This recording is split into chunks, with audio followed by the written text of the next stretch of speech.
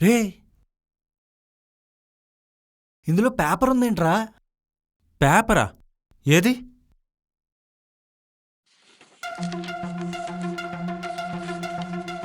Hi Sanjay, నీ డబ్బుకు బదులు ఈ లెటర్ చూసిన నీకు ఇప్పటికే మ్యాటర్ పూర్తిగా అర్థమై ఉంటుందనుకుంటున్నాను. ఇలా అవకాశం వచ్చినప్పుడు తెలివిగా దొంగతనం చేయడమే నా ప్రొఫెషన్. నువ్వు నీ ఫ్రెండ్తో కాల్ మాట్లాడుతున్నప్పుడు పక్కనే కూర్చుని వింటున్న నాకు అర్థమైంది నీ దగ్గర 50,000 క్యాష్ ఉందని.